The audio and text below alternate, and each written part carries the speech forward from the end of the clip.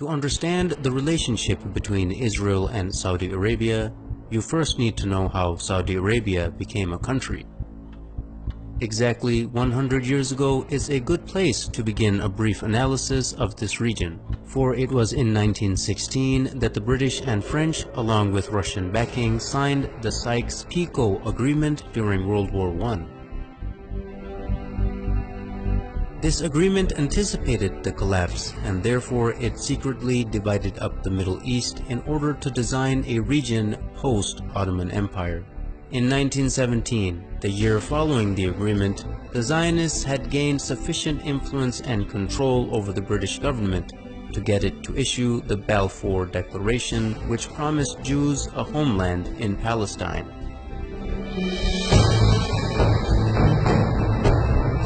Even though the population of Palestine was at the time 85% Arab and only 7% Jewish.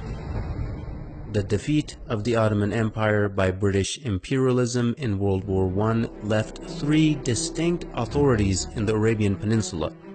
In the west, the Sharif of Hijaz; in the north, Ibn Rashid of Hayl; and in the east, Amir bin Saud of Najd with his religiously fanatical followers, the Wahhabis. Britain got the most help from the Sharif of Hijaz, who led the Arab revolt against the Ottomans and helped the British defeat them. In return for his support, the British had agreed and promised him the establishment of a single Arabian country from Gaza to the Persian Gulf. After the war, however, Britain did not keep its promises. Instead, it drew up the Sykes-Picot Agreement and issued the Balfour Declaration. The Sharif was discontent with this betrayal and told the British that he would never sell out Palestine to the Empire's Balfour Declaration. He would never allow the establishment of a Zionist state in Palestine or accept the new random borders drawn across Arabia by British and French imperialists. At this point, T.E. Lawrence, famously known as Lawrence of Arabia, was dispatched to bribe the Sharif and buy his support.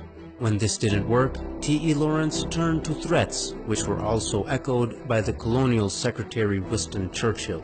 Both men threatened to unleash Ibn Saud and his ferocious Wahhabis on them, whom they were already arming and funding for the sake of countering the threat of Ibn Rashid of Hayl, who also stubbornly opposed the establishment of a Zionist state in the region.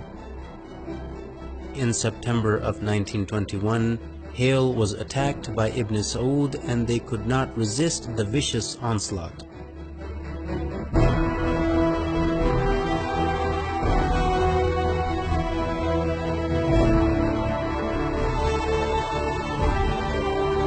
They officially surrendered in November of 1921.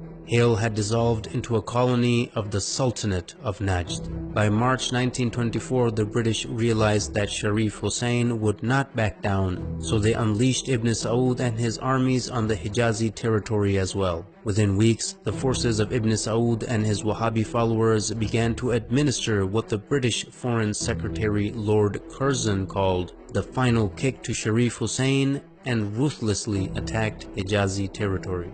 By September 1924, Ibn Saud had overrun Ta'if, the summer capital of the Sharif. In mid-October 1924, Ibn Saud captured Mecca, the holiest place in Islam. After losing Mecca, the Sharif had to flee and lose his entire territory to Ibn Saud, ancestor of the current Saudi lineage. In January 1925, Ibn Saud had begun his siege of Jeddah, and the city finally surrendered in December 1925, bringing an end to over 1,000 years of caliphate rule which had begun after the demise of Prophet Muhammad. In February 1926, the new unified Wahhabi state was rebranded by the empire in 1932 as the Kingdom of Saudi Arabia. As you can see right from the start, the man who as a matter of principle opposed a Zionist state in Palestine was kicked out of his own land, yet the man who was willing to allow a Zionist state to be created was paid off handsomely and given an entire new country to exploit and dominate.